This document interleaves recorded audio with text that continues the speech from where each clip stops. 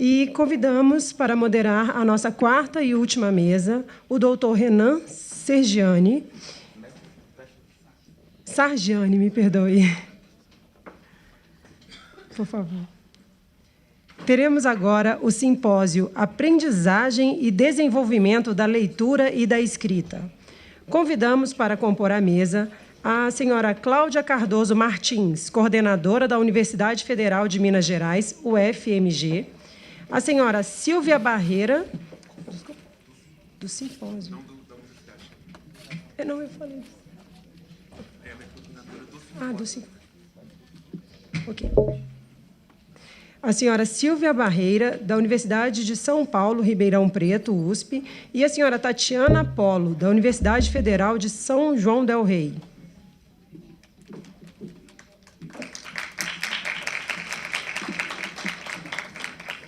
Com a palavra, o moderador da mesa.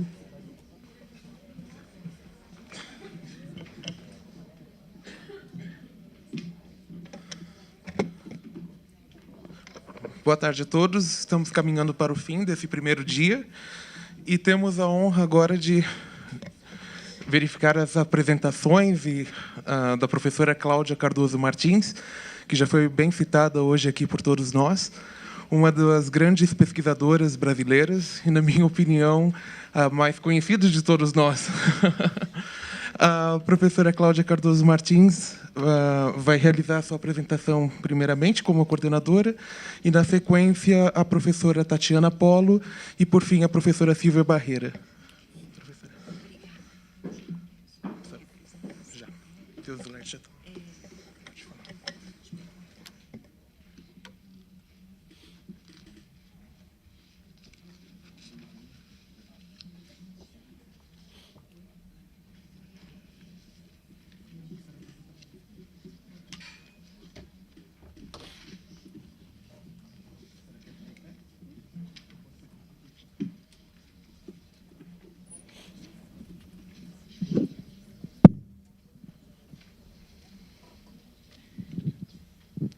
Acho que está funcionando, todo mundo pode me escutar? Podemos passar? Bom, então, boa tarde a todos, né? Muito obrigada ao Renan pelo convite de coordenar essa sessão. É um prazer muito grande estar aqui hoje, né? E falar um pouquinho sobre o trabalho que a gente tem desenvolvido no Departamento de Psicologia da UFMG. Então, hoje, eu vou discutir essa questão, né, o desenvolvimento inicial da compreensão da língua escrita em português brasileiro, né, e seguindo as orientações aqui do Renan, eu vou fazer algumas reflexões sobre a teoria, né, construtivista de Emília Ferreira. É para lá, né?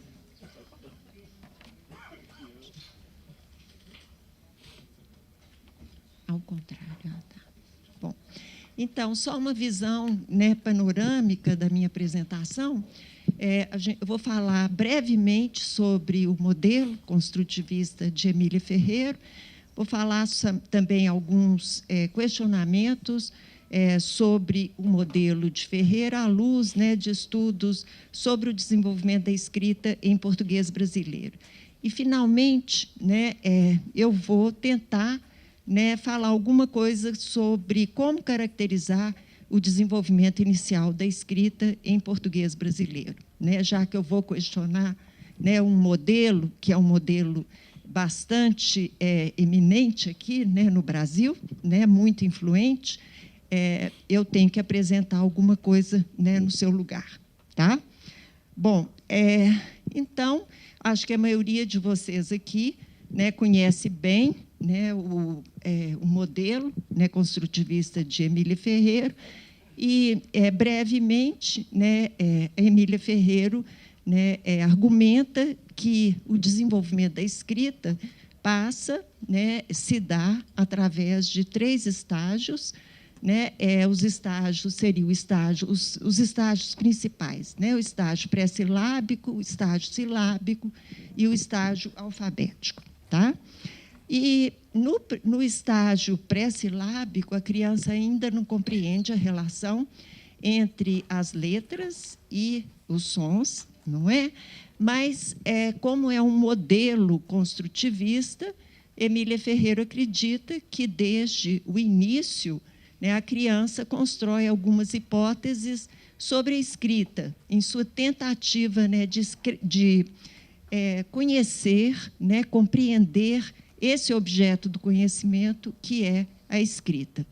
Então, desde o estágio pré-silábico, ela levanta, né, algumas hipóteses, né, sobre a escrita. Então, no estágio pré-silábico, ela vai dizer que uma escrita precisa ter, no mínimo, 3 letras, que deve ser composta por letras diferentes.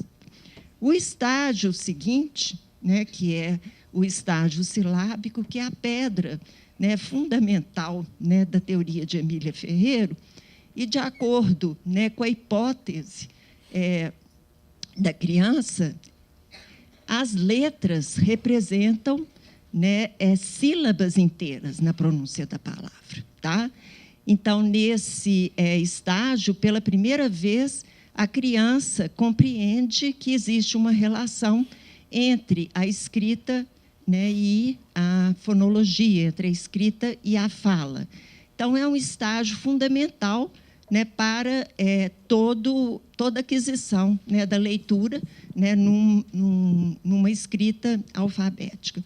E aí, então, vocês têm um exemplo, que é um exemplo que eu tirei, né, do trabalho de Emília Ferreiro.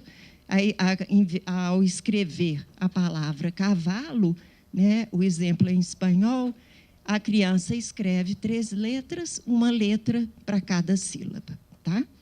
E, finalmente, né, o estágio alfabético é o último estágio, né, do modelo de Emília Ferreiro. Né, não é claramente Emília Ferreiro, né, argumenta que, após o estágio alfabético, a criança continua aprendendo, né, a respeito da escrita e da ortografia. Mas, nesse estágio, é quando a criança levanta, então, a hipótese de que as letras representam fonemas na pronúncia das palavras. Tá? E, como eu falei para vocês no início, o modelo de Ferreiro tem influenciado o desenvolvimento de programas de educação em todo o Brasil. No entanto, vários aspectos do seu modelo têm sido questionados, né, sobretudo a existência do chamado, né, estágio silábico. Então, praticamente é sobre o estágio silábico que eu vou estar falando hoje, né, agora. E os questionamentos. O primeiro questionamento é se o estágio silábico é um estágio universal, né, do desenvolvimento da escrita. Então, estudos em inglês questionam a existência, né, de um estágio silábico entre crianças falantes, né, do inglês, aprendendo a ler e escrever inglês. Mas, na realidade, né, os estudos em línguas românicas também questionam a existência, né, de um estágio silábico. Né? E, em vários estudos que nós realizamos aqui no Brasil, nós sugerimos, né, que muitas crianças brasileiras que aprendem, né, a escrever em português não parecem passar, né, por um estágio silábico, né, ao longo do desenvolvimento. Tá? Bom, na realidade, né, por exemplo, em 2 estudos longitudinais que nós fizemos, né, em Belo Horizonte, né, comparando o modelo de estágios de Emília Ferreiro com o modelo de fases de Linnea Iri, relativamente, nós encontramos que relativamente poucas crianças, em ambos os estudos, foram classificadas como silábicas. Tá? O modelo de fases de Linnea Iri apareceu, né, como, né, os resultados apontaram que o modelo de fases de Linnea era um modelo muito mais apropriado para descrever, né, o desenvolvimento da escrita inicial, né, em português brasileiro, do que o modelo de Emília Ferreiro. E nós vamos falar um pouco mais, né, sobre isso. Tá? em vários estudos, como eu falei para vocês, a gente tem, então, investigado essa questão. Nos estudos iniciais, uma limitação dos estudos iniciais é que a gente usou critérios que poderiam ser considerados muito rígidos para classificar, né, uma criança como silábica ou como não silábica, não é? E critérios que não deixam de ser um pouco arbitrários. Então, num estudo mais recente, né, que eu fiz em colaboração com a professora Tatiana Polo, nós resolvemos perguntar essa mesma questão: qual que é a prevalência do estágio silábico em português brasileiro, mas usando uma metodologia diferente. Né? Aí nesse estudo, nós avaliamos a escrita das crianças, de 50 crianças. No início do estudo, as crianças tinham, em média, 4 anos de idade, e a escrita também foi avaliada mais assiduamente do que nos estudos anteriores. Né? Porque uma outra questão é que, quem sabe, né, a gente não avaliou a criança várias vezes, ou uma quantidade maior de vezes, ou em intervalos mais curtos, e, por isso, nós não observamos a incidência, ou uma incidência mais elevada, né, de escritas silábicas, ou de uma fase silábica, ou um estágio silábico ao longo do desenvolvimento. Então, em vista disso, nesse estudo, que foi um estudo longitudinal, a escrita foi avaliada a cada 3 meses, ao longo de um período de 20 meses. E, em cada avaliação, a criança, né, nós pedimos para as crianças escreverem, né, palavras monossilábicas, dissilábicas e polissilábicas também, para aumentar, né, as chances da criança escrever, né, silabicamente. Bom, e o que a gente fez, então, né, para responder essa questão? Qual a prevalência, né, do estágio silábico? Em primeiro lugar, as escritas das crianças, elas foram classificadas como silábicas ou não silábicas. Né? Então, aí tem alguns exemplos, né, do que seria uma escrita silábica e do que seria uma escrita não silábica. E, posteriormente, nós realizamos o teste de permutação de Monte Carlo, né, com o objetivo de determinar se o número de escritas silábicas ultrapassava o número que seria, né, esperado ao acaso. Tá? Claramente, a gente esperava encontrar algumas escritas silábicas, mas a pergunta era: esse número de escritas silábicas, ele ocorre ao acaso? É superior ao que seria esperado, né, caso a criança tivesse, né, que seria esperado ao acaso? Então, a gente realizou esse teste, né, de permutação de Monte Carlo, e, em função, né, do tempo e interesse do tempo, eu não vou falar muito sobre como esse teste é realizado. A Tatiana Polo vai falar sobre o teste também, né, porque ela vai falar sobre outras pesquisas que utilizaram, né, o teste de permutação. Então, vou deixar esse trabalho para ela. Eu estou muito feliz de deixar essa parte para Tatiana, né, Tatiana? Bom, mas, enfim, eu estou disposta a responder qualquer pergunta que vocês tiverem. Tá? Isso aí era um exemplo, né? Mas, enfim, com base nesse teste de permutação, das 50 crianças, nós identificamos 12 crianças, né, que foram classificadas como silábicas. Ou seja, 12 crianças ao longo de todo o estudo. Cada uma das crianças que participou do estudo, né, foi avaliada 6 vezes. Tá? E nós identificamos, então, 12 crianças classificadas como silábicas, porque o número de escritas silábicas que elas apresentaram era superior ao número que seria esperado ao acaso. Tá? E é importante eu dizer para vocês que esse número foi o dobro do número que teria sido obtido caso tivéssemos usado o critério que eu utilizei nos estudos anteriores. Tá?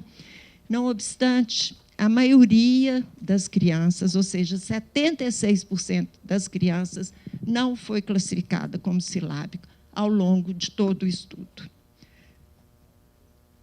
Bom, uma outra questão, né, um outro questionamento é como caracterizar a escrita silábica.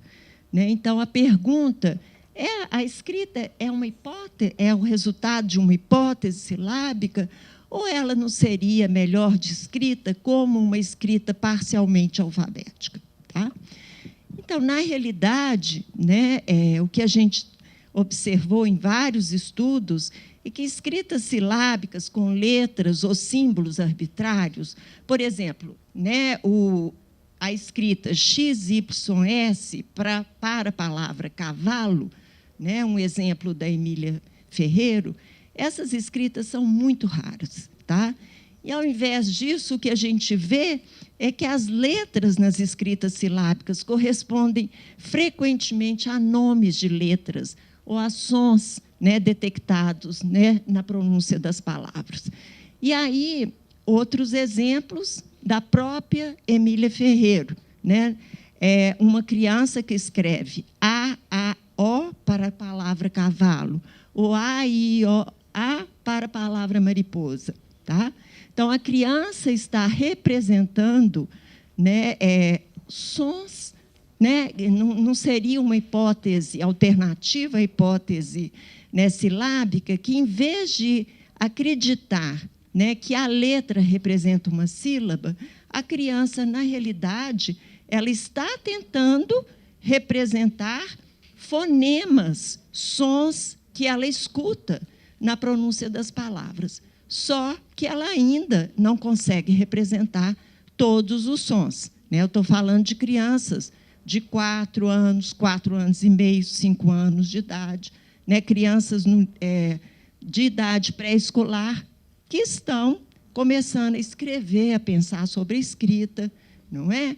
Bom, então, nesse estudo, né, com a Tatiana Polo, nós resolvemos também olhar, né, ver qual a natureza das escritas silábicas.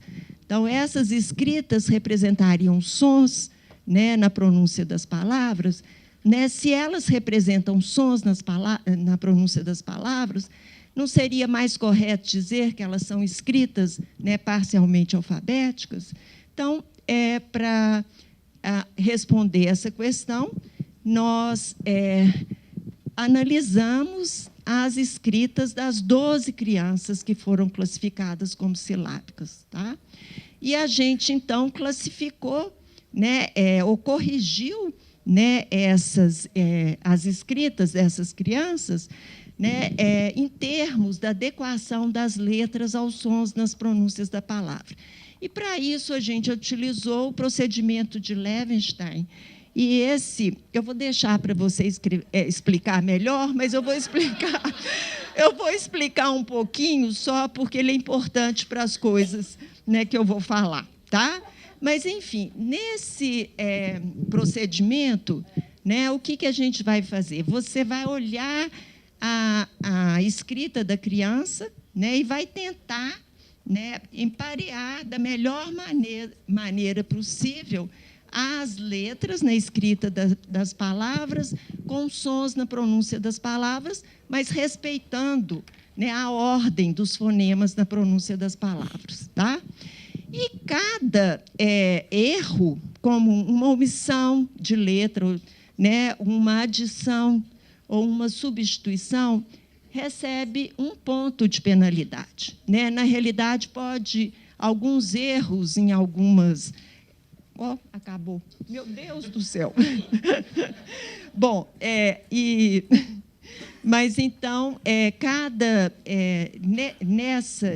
nesse procedimento que a gente fez, ou nesse estudo, porque tem alguns estudos em que você, um ou outro erro pode ganhar um pouquinho mais do que 1 ponto, mas, nesse estudo em particular, nós utilizamos 1 ponto. Quer dizer, cada erro da criança ela ganharia uma penalidade, né, 1 ponto de penalidade. Então, nesse exemplo da palavra, da escrita COIP para cigarro, tá? O que a gente observa? Que o score da criança é igual a 5, porque ela cometeu 5 erros. Tá? Então, daqui para frente, eu vou falar que é um score, né, que avalia a distância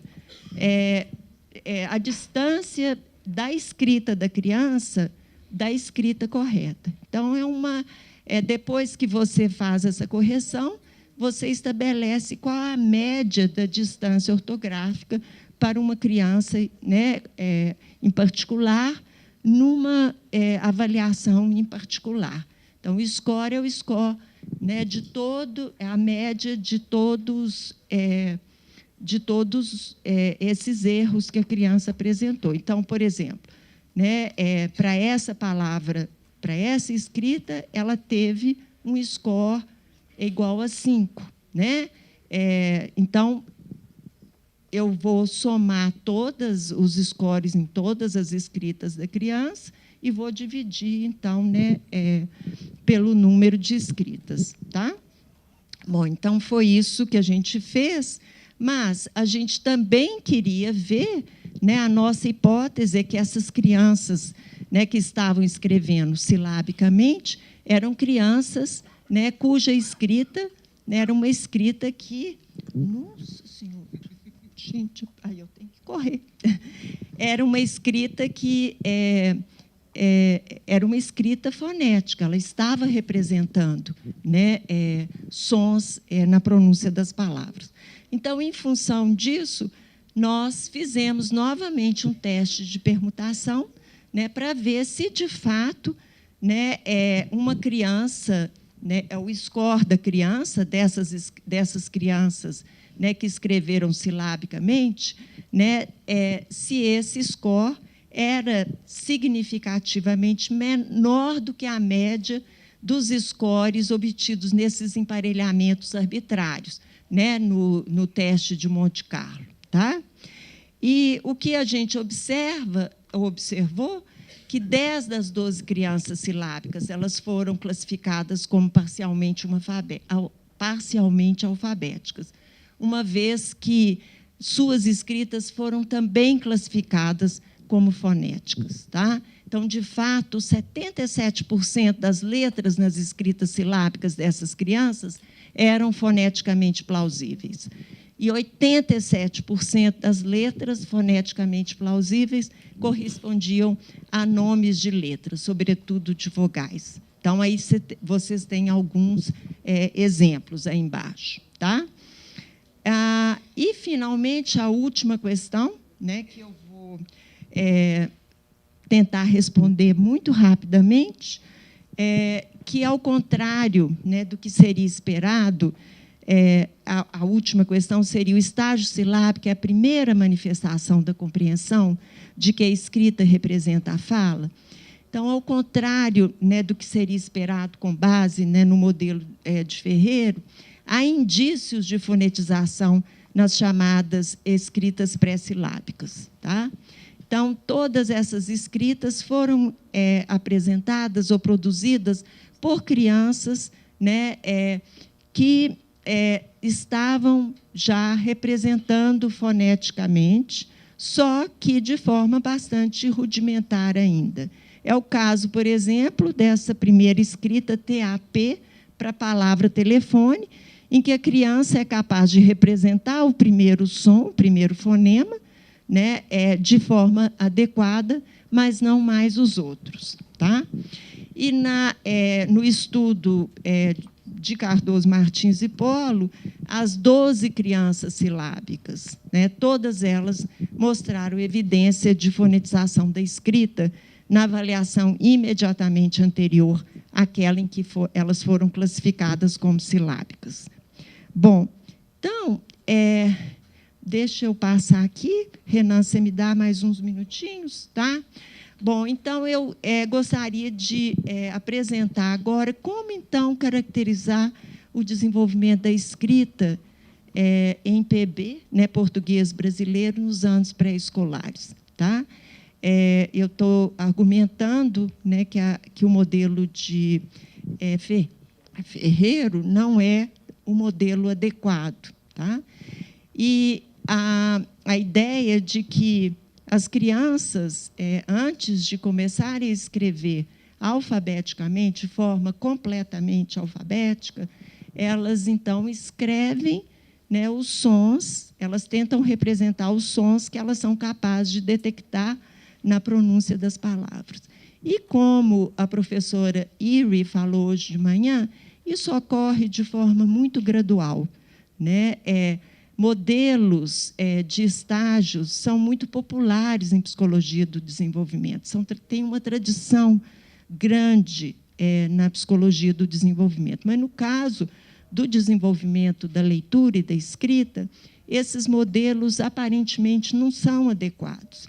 Né? As crianças não passam por estágios qualitativamente diferentes uns dos outros. Né? Não há saltos, né, de um estágio para o outro. Aparentemente, né, o que a gente vê, né, o que os dados, né, sugerem, é que há uma mudança gradual. Né? A criança, inicialmente, quando ela começa a perceber a relação entre a escrita e a fala, ela é capaz de representar um som na pronúncia da palavra, um som no início, um som no final. Né? Posteriormente, em português, né, a criança é capaz de representar as vogais, que são muito, né, audíveis, como uma criança que a gente avaliou, e ela falava, eu não sei escrever, mas eu pedi para ela, escreve a palavra barata. E ela falou assim, tem que ter 3 As, porque eu escuto o A 3 vezes. Tá? Então, ela não estava acreditando que uma letra representava uma sílaba. Ela foi muito clara. Né? Eu escuto a letra A 3 vezes. Então, nesse estudo, é um estudo que eu estou realizando agora com a Ângela Ribeiro, né? E está em elaboração, mas nós tivemos um grupo legal de crianças, 56 crianças. Elas foram avaliadas, né, em 7 ocasiões diferentes, entre os 4 e os 6 anos de idade. Tá? A escrita delas foi avaliada em todas as 7 ocasiões, mas o conhecimento do som das letras e a consciência fonêmica, né, foram avaliadas em 5 das 7 ocasiões, na primeira, terceira, quarta, sexta e 7ª. Vou bem rapidinho aqui, Renan, tá? Porque eu queria mostrar. Bom, então, vocês estão vendo aqui como que se dá, então, o desenvolvimento da escrita em PB, como que ele ocorre, como que ele pode ser descrito. Esse é um gráfico que mostra, então, a média dos scores médios de distância ortográfica, né, em função da ocasião. Lembra que, quanto maior esse score, pior é a escrita da criança. Quanto menor, né, o score, melhor é a escrita. Mais próxima é a escrita da criança da escrita correta. Então, a gente está vendo a evolução, né, entre os 4 anos até os 6 anos de idade. Vocês estão vendo uma mudança gradual. Né? Não há, né, uma mudança brusca de maneira nenhuma. E aqui eu coloquei para vocês um gráfico mostrando, então, a proporção média, né, de respostas corretas nas tarefas do conhecimento dos sons das letras e da consciência fonêmica, ao longo do mesmo período, só que, como eu falei para vocês, né, a consciência de fonemas e o conhecimento do som das letras não foi avaliado em todas as ocasiões, só em 5 das ocasiões. Mas vocês estão vendo, aqui eu coloco os 2 gráficos, um ao lado do outro, mostrando que, à medida que a escrita, né, desenvolve ou melhora, quanto mais a escrita se aproxima, né, de 0, ou seja, quando mais ela é completamente, né, alfabética né, uma escrita completamente alfabética, ela não chega a ser completamente alfabética, em média, né? Mas essa melhora na escrita é acompanhada por uma melhora nos scores de consciência fonêmica e, né, de conhecimento dos sons. Passando bem rápido, gente. E aqui, né, como a gente poderia já pressupor, há uma correlação significativa, né, moderada a forte, né, entre essa medida, né, de conhecimento do ditado, da habilidade de escrever palavras, né, de forma correta, e o conhecimento dos sons das letras. E aqui é a mesma coisa, né, mas são as correlações entre a habilidade de escrita e a consciência fonêmica. As correlações são negativas porque, lembram, é o score de distância ortográfica, né? Quanto maior, é pior o score, né? E, finalmente, uma coisa que eu fiquei assim, entusiasmada para fazer, para apresentar aqui, são uma série de correlações cruzadas. Tá?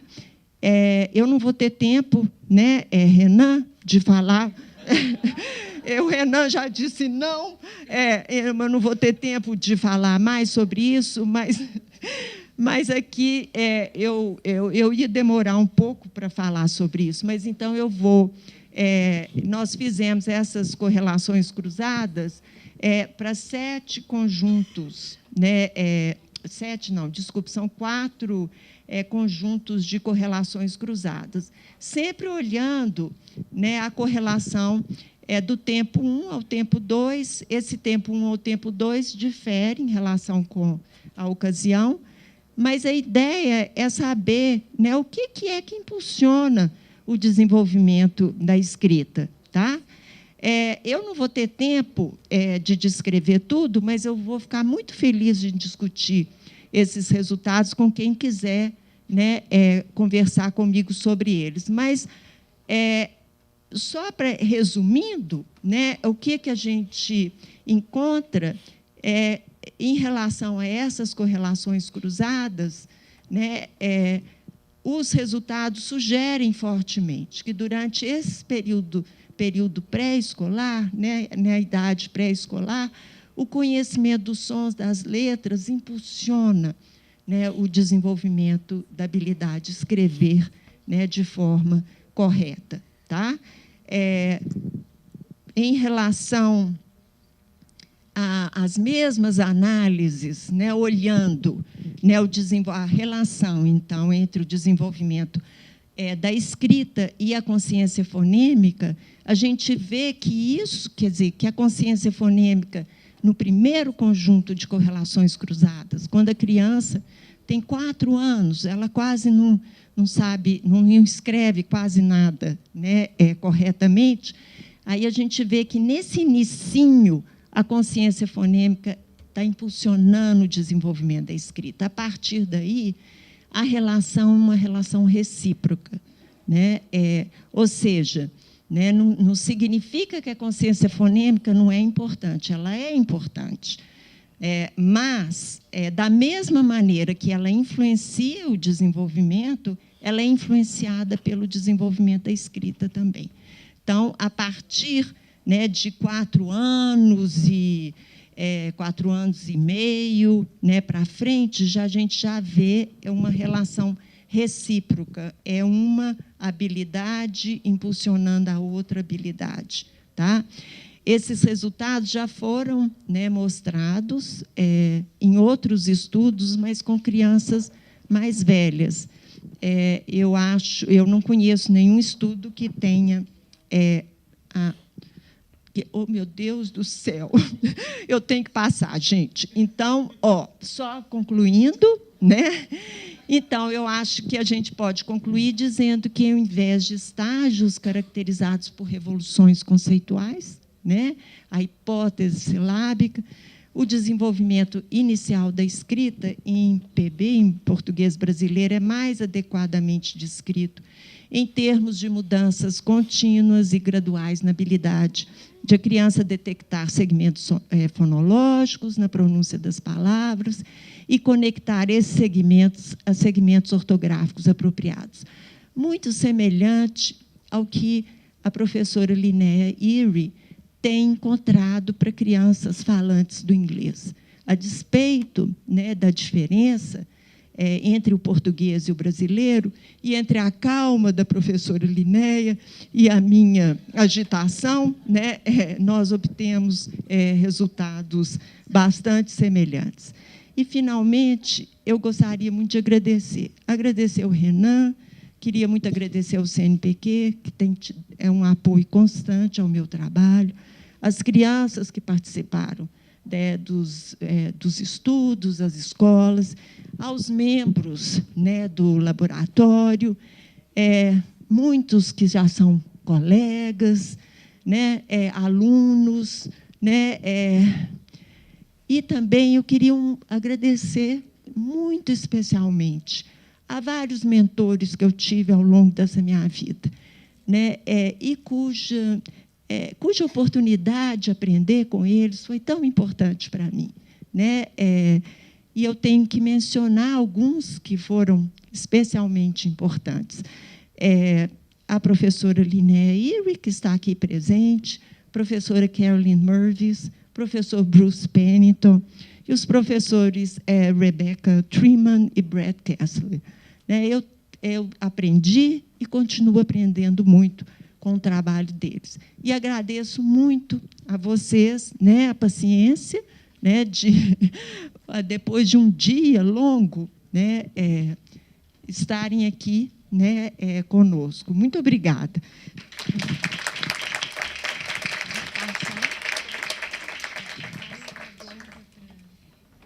Passar para a Tati, que é mais calminha, viu, gente?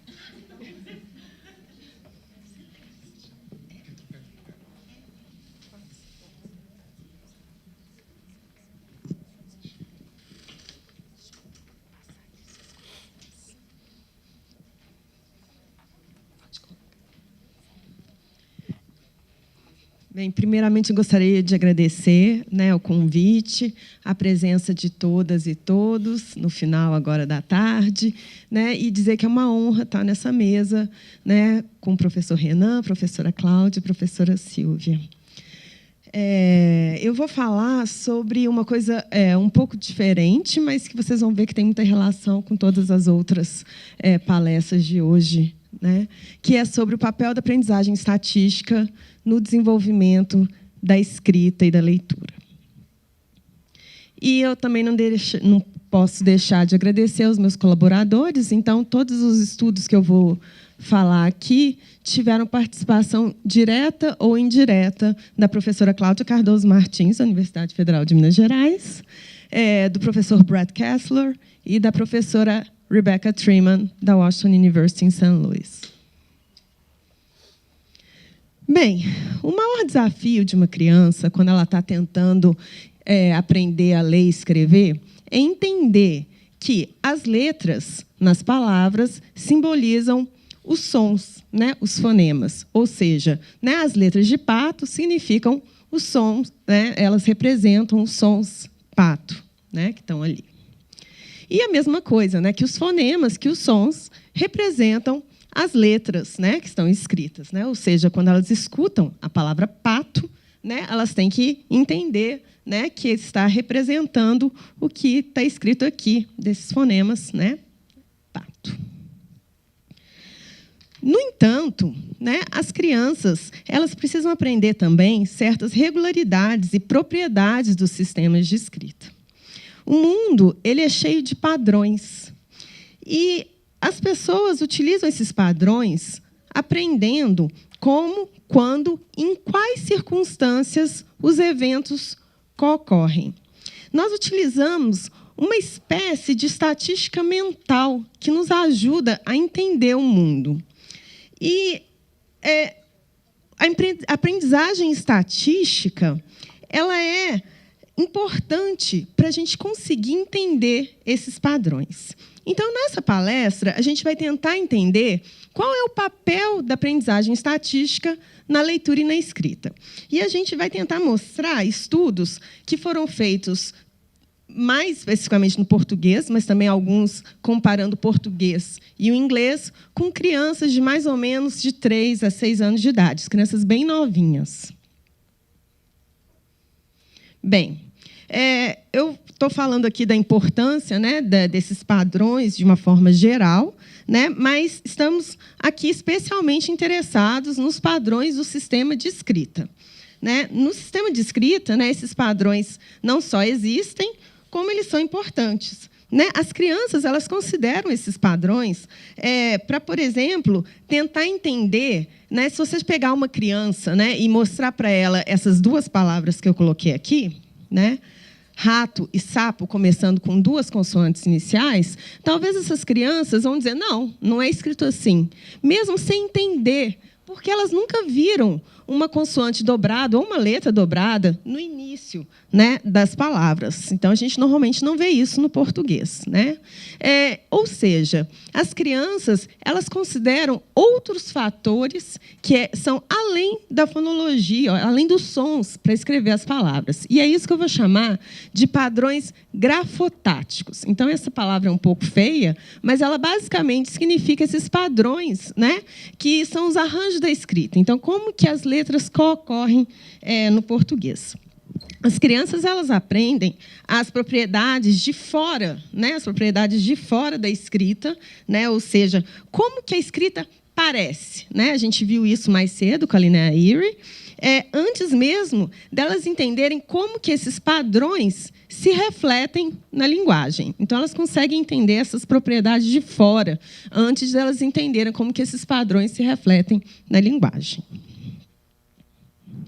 Bem, uma forma de tentar entender o conhecimento grafotático, né, então, o conhecimento desses padrões da escrita, é estudar crianças bem novinhas, crianças de 3 a 6 anos, que são crianças que ainda estão fazendo escritas não fonológicas. Escritas não fonológicas são escritas que não utilizam os sons, né, para tentar escrever, mas que já demonstram alguns conhecimentos sobre a escrita.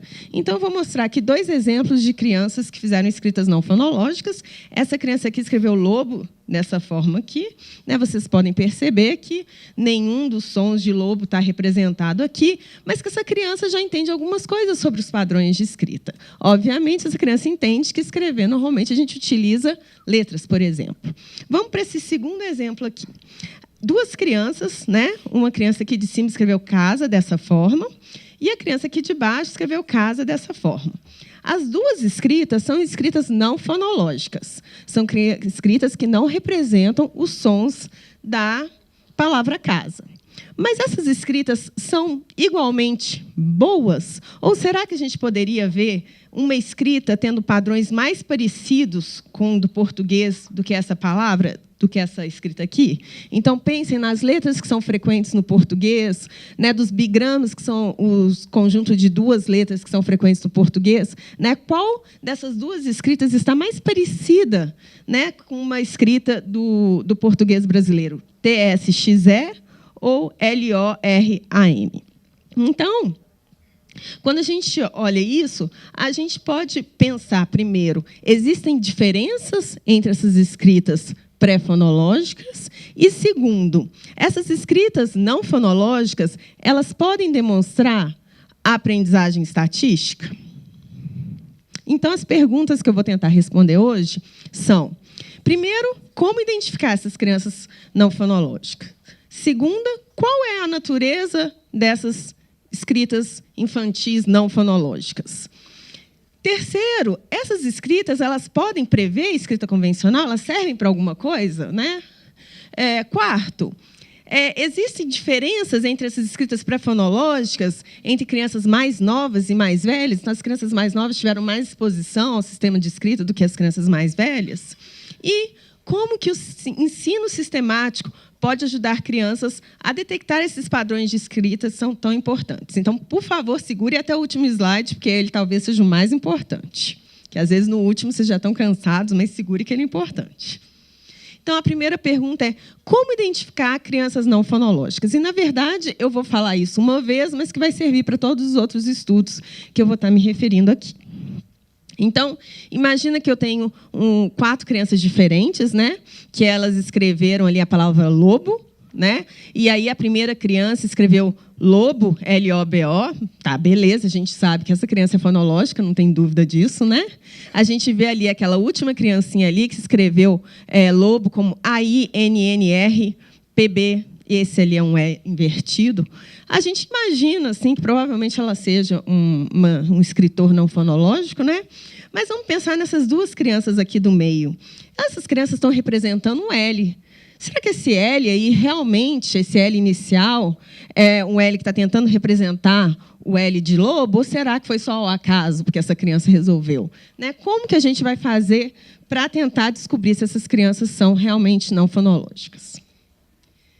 Então, basicamente, são duas etapas para tentar entender se essas crianças são não fonológicas. A primeira coisa é calcular a pontuação de cada criança, né? E aí é a mesma coisa que a Cláudia falou, a gente faz olhando o número de erros em relação à palavra-alvo. Depois, a gente vai rearranjar aleatoriamente as escritas de cada criança em relação à palavra-alvo, ao item. E depois, a gente vai calcular a pontuação para essa escrita rearranjada. Então, a gente vai calcular primeiro da criança, depois a gente vai rearranjar, calcular a pontuação. E esse segundo passo aí, a gente vai fazer ele 9.998 vezes. Ou seja, a gente vai fazer uma permutação de Monte Carlo. Então, basicamente, se a gente vê que o número de erros da criança ele é menor do que a média de erros das escritas rearranjadas, então pensem que essas escritas rearranjadas são o que a gente chama de acaso, né? A gente pode dizer que essa criança é fonológica. Se o número de erros da criança for basicamente igual a esse acaso, né, essa média dessas escritas rearranjadas, a gente vai dizer que essa criança é pré-fonológica. Eu vou explicar um pouquinho mais isso, porque isso tende a ser um pouquinho confuso.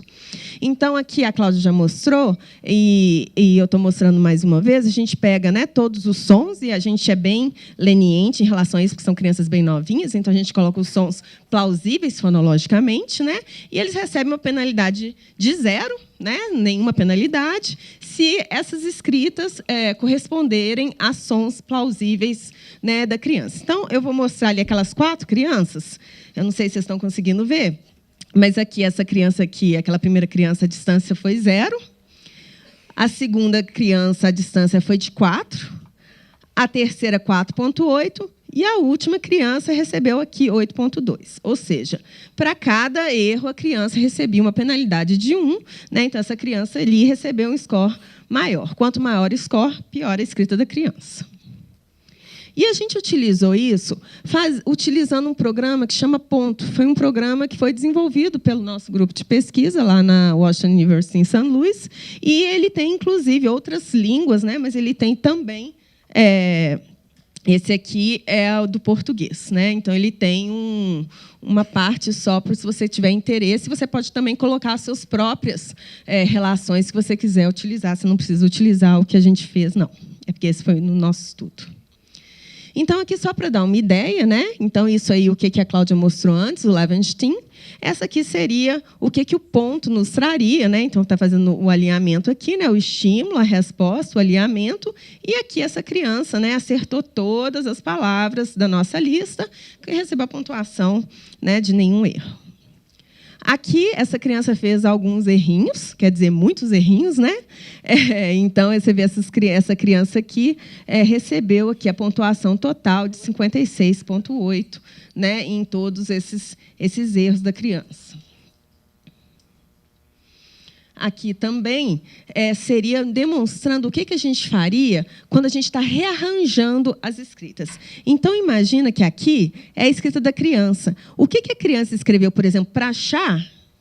Depois, aqui, a gente vem e coloca o que ela escreveu, por exemplo, para telefone. Então, a gente rearranja verticalmente a resposta da criança, segurando essa coluna constante. Só para entender um pouquinho melhor, eu acho que esse exemplo fica melhor. Então, imagina a criança escreveu OTGA para cavalo. No rearranjo 1, a gente vai lá e rearranja verticalmente e, aleatoriamente, sai para chá. E vai indo até que, por exemplo, no rearranjo 10.000, sai para cigarro. E cada vez que a gente estiver fazendo esse rearranjo, a gente vai calcular a pontuação. Então, o nosso acaso é a média aqui da pontuação dos rearranjos. Espero que tenha ficado claro. A gente faz isso também utilizando esse programa que chama Ponto, né? Ele é de graça, tá na internet, nesse site aqui, e a gente faz clicando aqui para utilizar a simulação Monte Carlo. Só para mostrar, né? Então, aquela criança que eu tinha mostrado mais lá na frente, né? É uma criança pré-fonológica. Então, a gente identificou essa criança como uma criança pré-fonológica. Então, como que a gente vai entender a natureza dessas escritas, né, infantis não fonológicas? E, para esse estudo, a gente utilizou crianças brasileiras e crianças americanas. Então, crianças brasileiras que estavam aprendendo a ler e escrever em português e as crianças americanas que estavam tentando aprender a ler e escrever em inglês. A gente pegou crianças de mais ou menos 3 a 6 anos de idade. E o que a gente descobriu? A gente descobriu que aquelas escritas iniciais pré-fonológicas, elas demonstram certos padrões. As crianças, elas usam letras que são mais comuns no sistema de escrita que são expostas. Então, a criança brasileira utilizava letras que são mais frequentes no português e a criança americana utilizava letras que eram mais frequentes no inglês. Não só isso, elas estavam prestando atenção também no conjunto de letras. Elas prestaram atenção nos que a gente chama de bigramas, conjunto de 2 letras.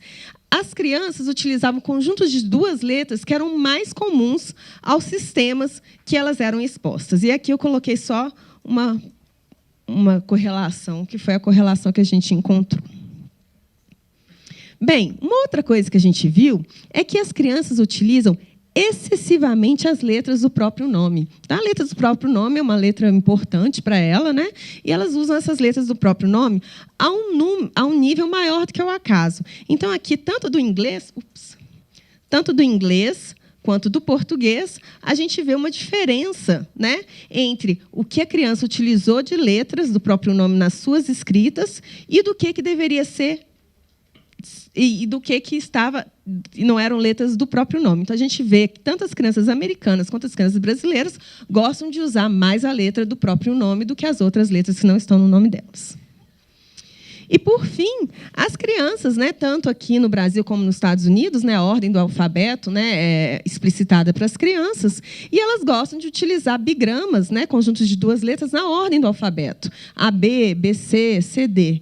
Né? E a gente fez isso comparando o que a gente deveria esperar por acaso, baseando nas letras que a criança conhece. Então, a gente calculou o acaso, que é aqui em laranja, né, das crianças, e tanto as crianças americanas quanto as crianças brasileiras utilizavam mais bigramas, que eram letras adjacentes no alfabeto, AB, BC, CD, mais do que o acaso seria esperado.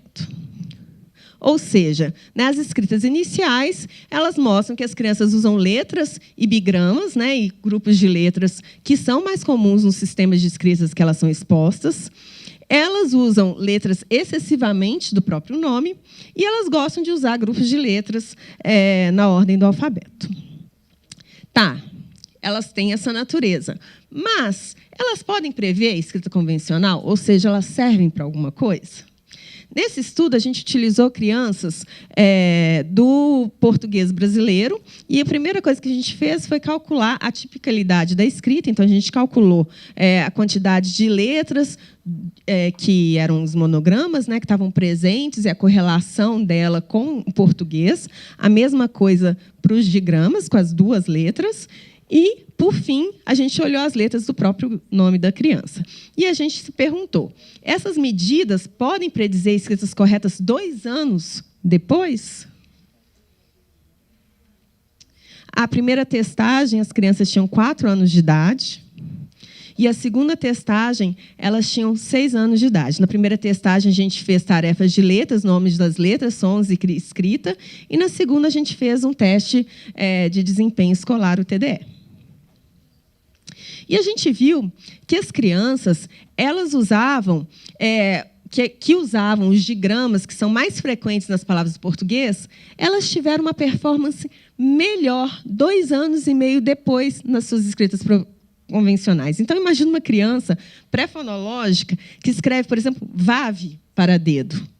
Essa criança, na verdade, estava demonstrando alguns conhecimentos que fez que 2 anos e meio depois ela foi melhor na escrita convencional do que uma criança que estava escrevendo X, Y, W, Z ou alguma coisa assim.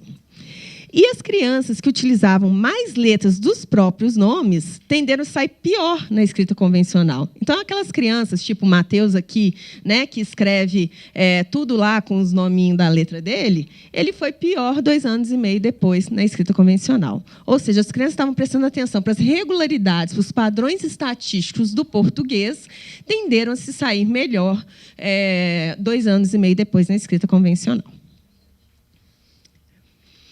As escritas precoces não são aleatórias, né? Tem importantes informações contidas nessas escritas.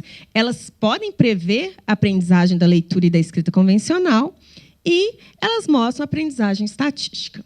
E a gente pode pensar que isso nos mostra implicações importantes para a detecção precoce de dificuldades de leitura e de escrita e dificuldades, né, na alfabetização.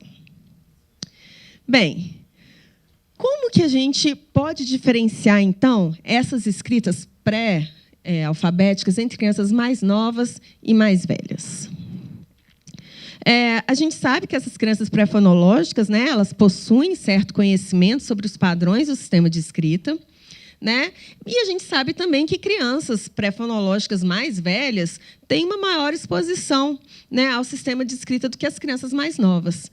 Essa diferença de exposição, né, vai se refletir, né? Então, as produções pré-fonológicas das crianças mais velhas, né, vão mostrar essas diferenças na experiência. A gente fez um trabalho com 129 crianças pré-fonológicas. As crianças mais novas não foi dicotômico, isso é só para vocês entenderem mais ou menos. A gente fez todas as análises sem essa dicotomia, mas só para vocês entenderem, as crianças mais novas tinham 4 anos e as crianças mais velhas 5 anos e 3 meses. E a gente analisou características como comprimento, né, dessas escritas pré-fonológicas, quantidade de letras do próprio nome, correlação entre as frequências de letras da escrita e do português, uso de digramas, né, que é o conjunto de 2 letras na escrita em função de sua frequência, uso de letras repetidas e uso de letras na sequência do alfabeto. Bem, a gente viu que as crianças pré-fonológicas mais velhas fizeram escritas mais longas. Elas utilizaram letras e bigramas em proporções parecidas à sua frequência de ocorrência no português. Elas utilizaram menos uso de letras repetidas e tiveram menor tendência de utilizar excessivamente as letras iniciais do próprio nome quando elas estão escrevendo outras palavras. Ou seja, as crianças pré-fonológicas mais velhas, elas demonstraram escritas mais parecidas com as do português. E é interessante isso, porque as características das escritas das crianças mais velhas mostram essa diferenciação entre aprendizagem estatística e aprendizagem fonológica. Você pensa que essas crianças eram mais velhas, mas ainda eram pré-fonológicas, né? A gente teve outras crianças e elas algumas eram fonológicas, né? Mas, ao mesmo tempo, elas tinham uma habilidade visual para padrões estatísticos. Mas idade é apenas um fator, né? Como que a gente pode ensinar os padrões de escrita para a criança, né? A gente não pode esperar que essas crianças só tenham exposição, né? Então, como que a gente pode fazer isso? E essa é a última pergunta. Como o ensino sistemático pode ajudar crianças a detectar padrões da escrita que são importantes? É o último slide. Bem, as crianças, né, mesmo as mais novinhas, elas demonstram seu conhecimento sobre a escrita, né, sobre a sua forma... Calma que o negócio caiu, mas é o último, então está tudo bem. Sobre a sua forma superficial, né, de uma forma impressionante, né, então elas conseguem fazer isso. Em algum lugar ali, Renan. até perdi aqui o que eu ia falar. As crianças mais novas se focam na aparência, né, da escrita, né, e nos mecanismos da sua produção, né, mas ainda não entendem que essa linguagem ela simboliza, né, o que a escrita simboliza, que é a linguagem, né? Obrigada. Valeu. E a aprendizagem estatística, né, por mais que ela aconteça, a gente tem que mostrar isso, né, ela ainda é incompleta e, às vezes, imprecisa. E, para você ter aprendizagem estatística, você tem que ter muitas exposições, né, do mesmo estímulo. Então, como que a gente pode auxiliar essa criança a detectar padrões? Então, para aprender algo, né, as crianças elas precisam ser expostas, né, e prestar atenção na escrita. No entanto, isso é um desafio, porque nós, seres humanos, a gente não foi feito para achar a escrita interessante, da mesma forma que a gente foi feito para achar a fala interessante, né? Então, quando a gente faz essa exposição, a gente tem que fazer de uma forma estruturada e de uma forma que o estímulo seja saliente, né? A prática também é muito importante. E a prática ativa leva a uma aprendizagem mais robusto, né, desde bebês até adultos, né? Mas essa prática, ela não é suficiente, ela tem que ser seguida por feedback explícito e imediato, e os professores têm que demonstrar esses padrões explicitamente para as crianças.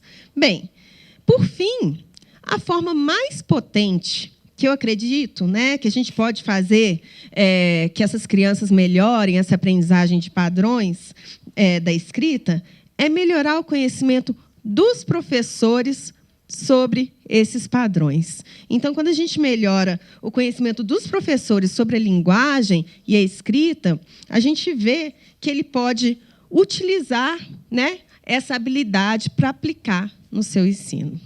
Muito obrigada.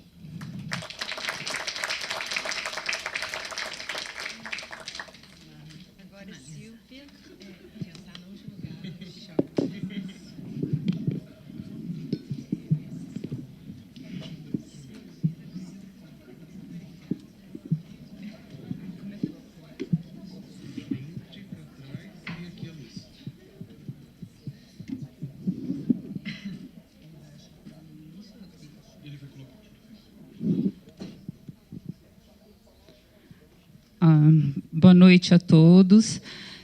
Agradeço também o convite e a atenção, né, de vocês. Queria comentar um pouco, rapidamente, da minha trajetória, porque a minha dissertação de mestrado, né, desde a minha dissertação de mestrado, eu venho trabalhando com um tema ligado a habilidades metalinguísticas. Comecei com a consciência fonológica, orientada da professora Maria Regina Maluf, a quem agradeço muito, né, a atenção aos ensinamentos, fiz doutorado com ela também.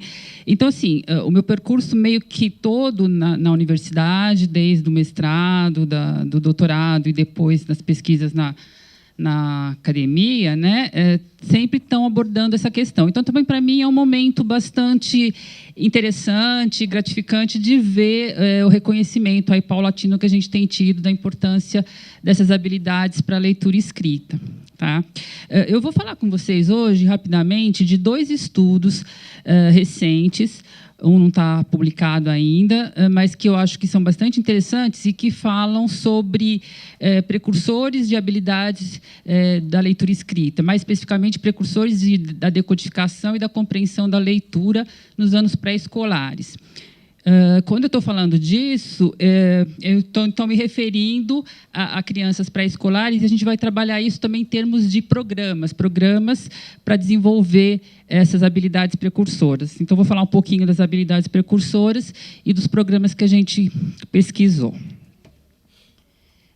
Para iniciar minha fala, antes de falar dos estudos, eu queria só colocar uma estruturação assim que eu tenho tentado, né, organizar, e quando falo com os alunos, tentar mostrar um pouquinho as relações entre esses 2 temas que estão sempre aí no diálogo, né, no discurso dos professores e da gente que lida com a educação. alfabetização e letramento, que eu estou entendendo relativamente como um sinônimo do que agora tem sido proposto como literacia, tá? Então, na perspectiva que eu trabalho, né, a aprendizagem da leitura escrita envolve esses dois processos, que são essas duas grandes elipses aí que eu tenho, né?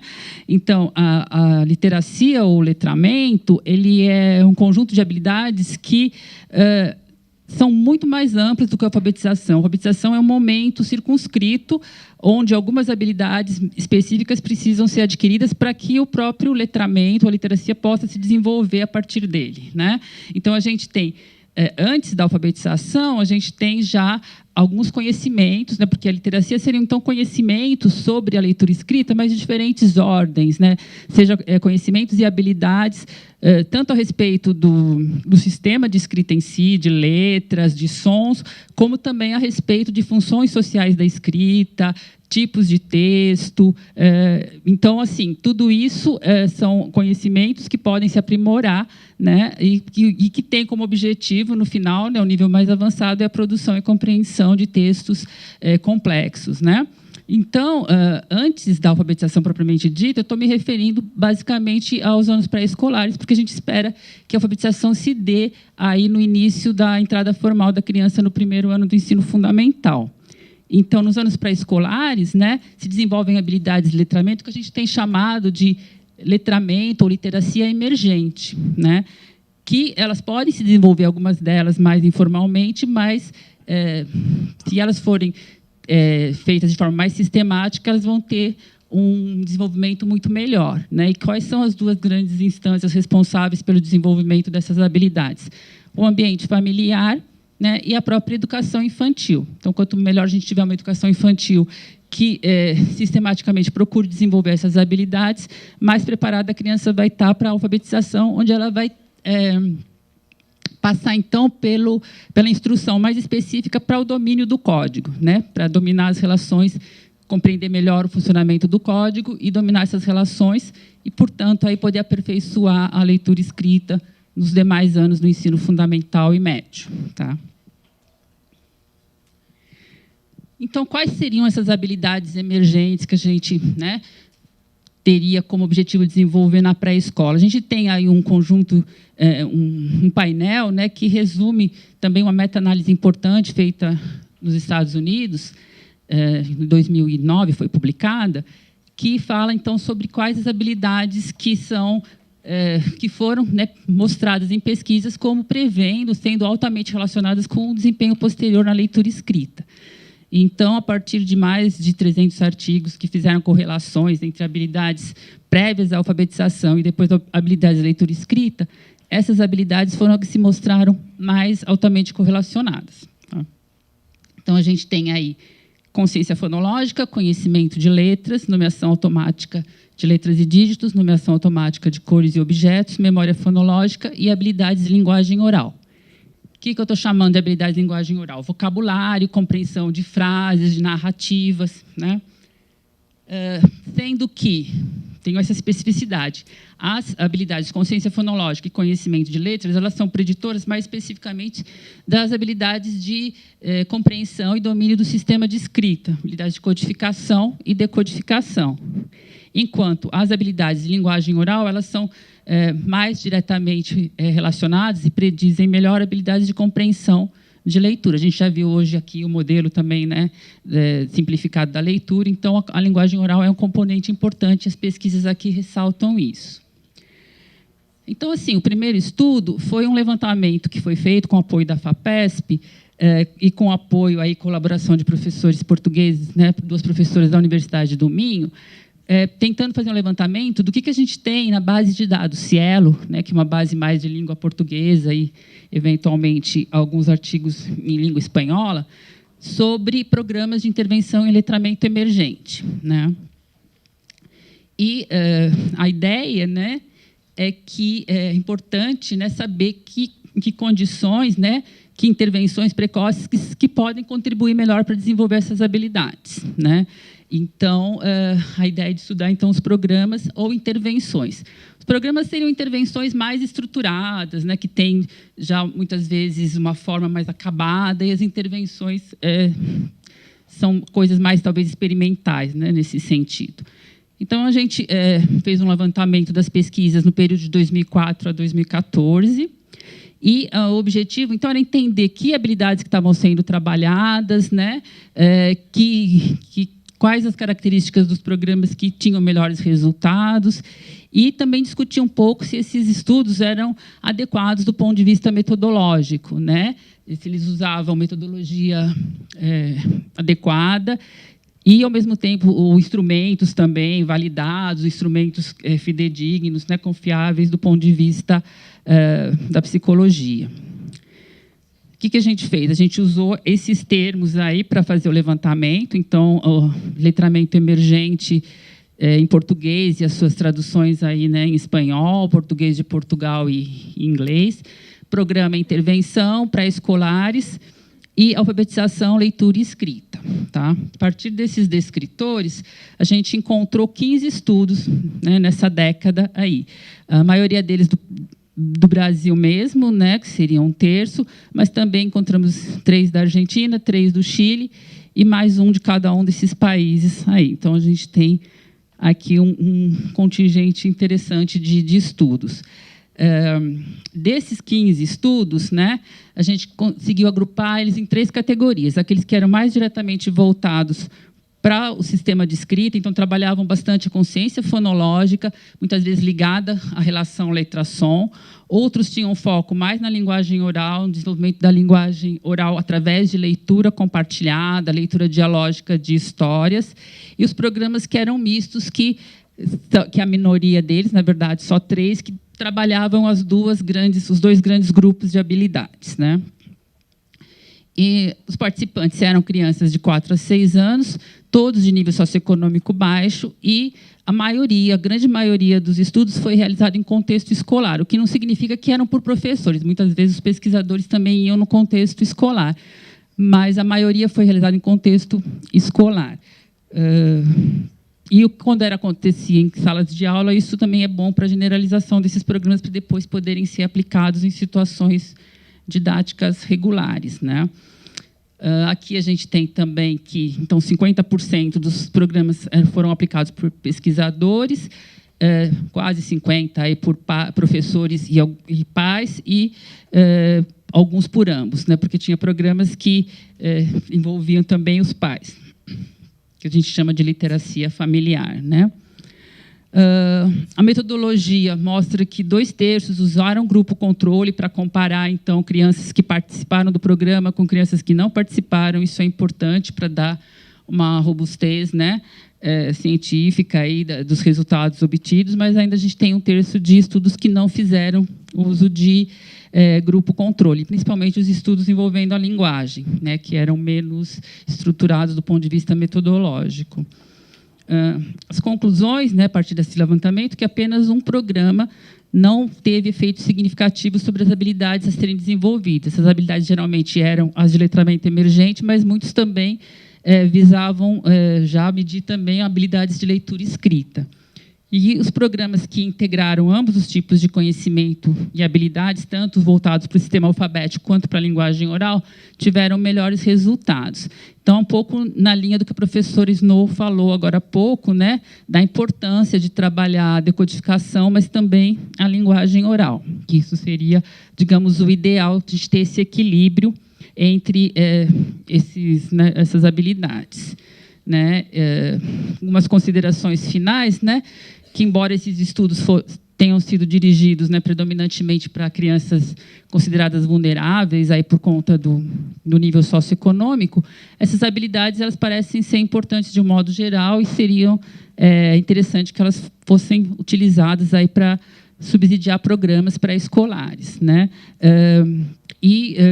Só que esse trabalho, né, ele tem que sempre lembrar, né, quando ele é feito com pré-escolares, que ele precisa ser realizado de forma lúdica, né, de forma que as crianças possam ter prazer nas atividades envolvidas.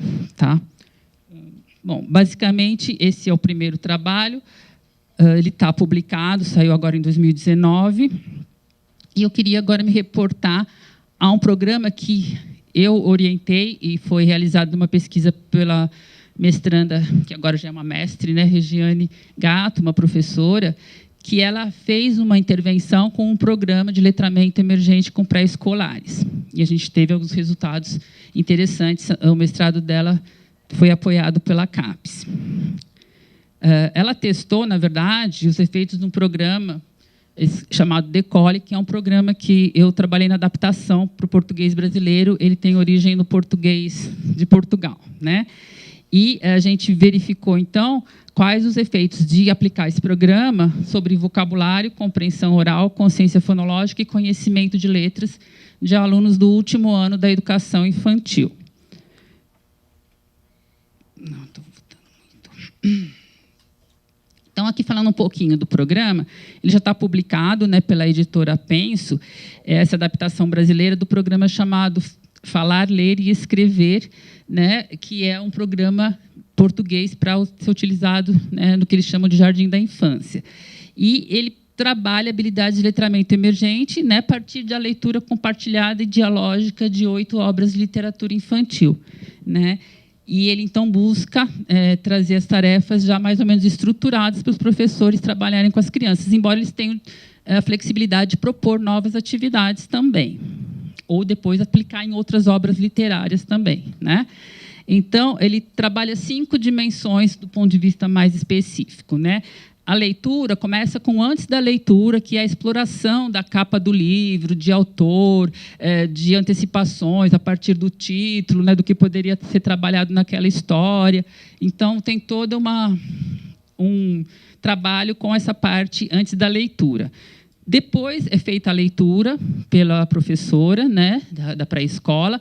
Em geral, são 2 leituras, uma leitura que vai direto e depois vai sendo feita a leitura parando e fazendo jogos de atividades. Então, na verdade, cada obra é para ser trabalhada durante 2, 3 semanas, né? Não é para acabar o trabalho com uma leitura, né? Então, tudo isso que eu estou colocando, ele vai sendo promovido ao longo do tempo. Então, a gente tem perguntas sobre compreensão, perguntas de vocabulário, atividades para reconto oral das historinhas, atividade de dramatização sem sair do lugar, jogos dos significados, que também tem a ver com vocabulário.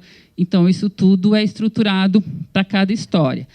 A gente tem atividades da escrita também, né, de escrever palavras. Geralmente, as atividades de escrita elas são mais focadas na escrita da professora, mas sempre com a atenção dos alunos para as letras que são utilizadas, né? Então, escolha de palavras significativas do texto. Essas palavras são guardadas num baú do tesouro, que é uma caixa enfeitada, onde você tem as pastas com separadas também por ordem alfabética. É proposto o reconto da história, mas aí, geralmente, é a professora que faz a partir, né, da ditado das crianças. E tem um livro de rimas, que também são anotadas as rimas que vão sendo identificadas nas histórias. E, por fim, cada atividade, com cada história, termina com um registro das obras lidas, que é uma ficha onde a criança expressa o que ela achou da história, se gostou muito, se gostou pouco.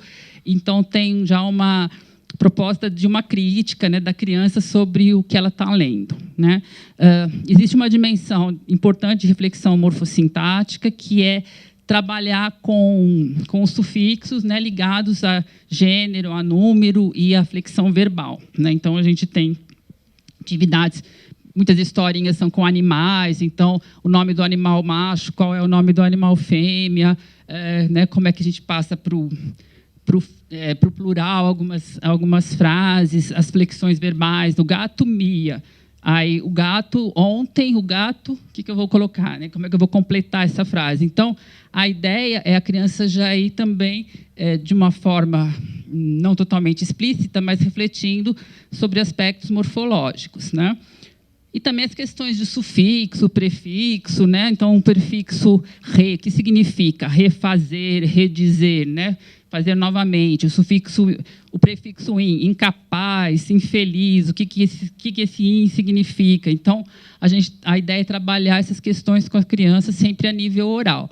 E, por fim, mas não menos importante, até para ser feito de uma forma mais transversal, o trabalho com a consciência fonológica. Então, tem jogos de consciência fonológica a partir de figuras, para agrupar figuras que começam com a mesma sílaba, que terminam com a mesma sílaba, ou fonema.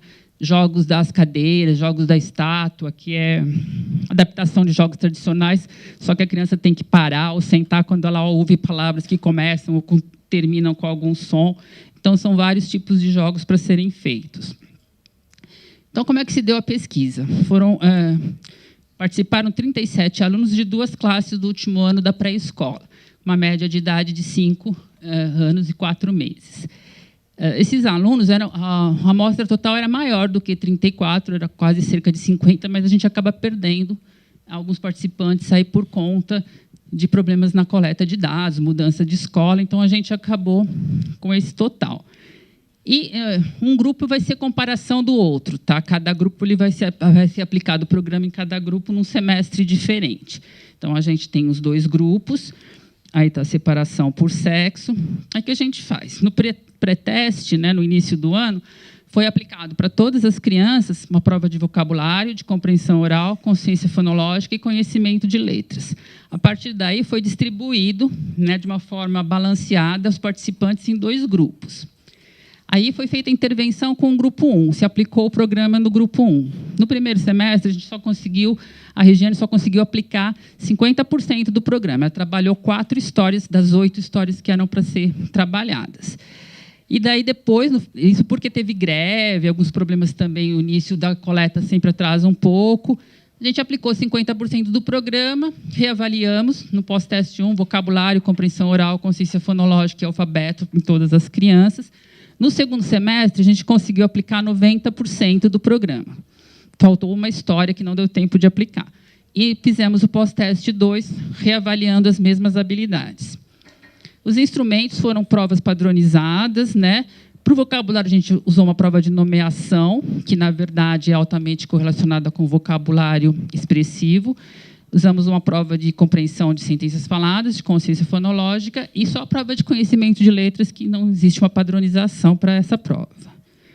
E aqui a gente tem os resultados, que foram o que mais animou a gente. A gente teve resultados significativos de diferença, né? No pré-teste não havia diferença entre os grupos, como vocês veem, mas já era esperado que a gente montou os grupos para não ter diferença, né, em nenhuma das habilidades.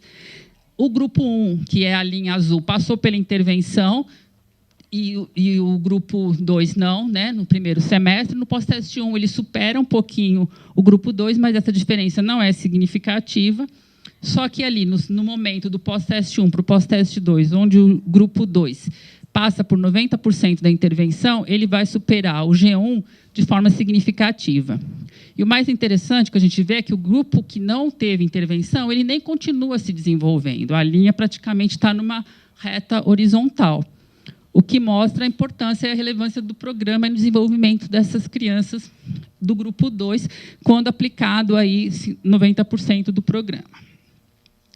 Aqui, de consciência fonológica, a gente tem uma diferença mais importante ainda. Tá? Então, a gente não tem diferença no pré-teste, não vai ter no pós-teste 1, entre os grupos, quer dizer, 50% do programa não é suficiente, mas os 90%, né, aplicados levaram o G2 ali para um aumento significativo de consciência fonológica. A gente não teve melhora significativa no conhecimento de letras, embora o G2 também tenha se desenvolvido mais no segundo semestre. Deixa eu só voltar aqui.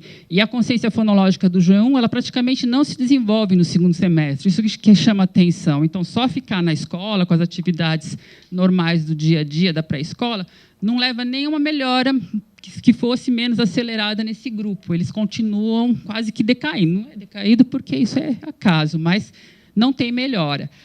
No caso do conhecimento de letras, a gente tem essa melhora nos 2 grupos. O G2 melhora mais, mas não é significativo. Tá?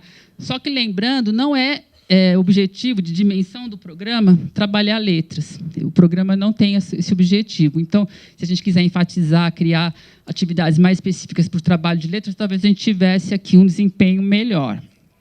E a questão do vocabulário, que também a gente não teve uma diferença significativa, embora o G2 também tenha superado o G1, mas desde o começo, né, de forma não significativa, ele superava. Então, aqui também a gente tem algumas restrições sobre o teste que foi utilizado, né? E também, assim, né, em nenhum momento a gente aplicou 100% do programa. O programa não é para ser aplicado em um semestre, ele pode ser aplicado em mais do que isso, né? De qualquer forma, a gente tem resultados bastante importantes. E, com isso, a gente conclui, né, que o programa estruturado para ser aplicado com crianças em situação natural, ele teve um efeito importante na compreensão oral, que seria um pré-requisito, um preditor da compreensão da leitura, e na consciência fonológica, que seria um pré-requisito importante para a questão do código, né, da decodificação. Então, para duas habilidades que são bastante importantes aí para a alfabetização e para a compreensão. E o fato de ter sido realizado não em pequenos grupos, não individualmente, mas com uma sala de 20 e tantos alunos por vez, né? A intervenção foi feita 3 vezes por semana, 50 minutos de intervenção. Então, isso mostra que é passível de ser aplicado e que traz efeitos. Então, a gente ficou bastante contente com esses resultados e a gente espera que realmente que esse material possa ser usado, né, ou pelo menos a ideia de fazer trabalhos mais sistemáticos com os pré-escolares, de forma a constituir uma melhora também nas habilidades de entrada desses alunos no ensino fundamental. Tá? Obrigada, é isso.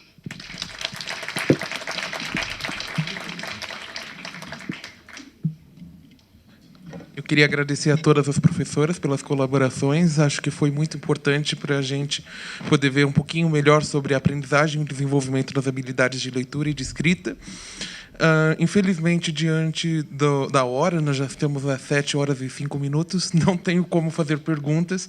Nós temos todas as perguntas guardadas, incluindo a do primeiro simpósio, e tentaremos fazer todas amanhã, ou pelo menos algumas delas.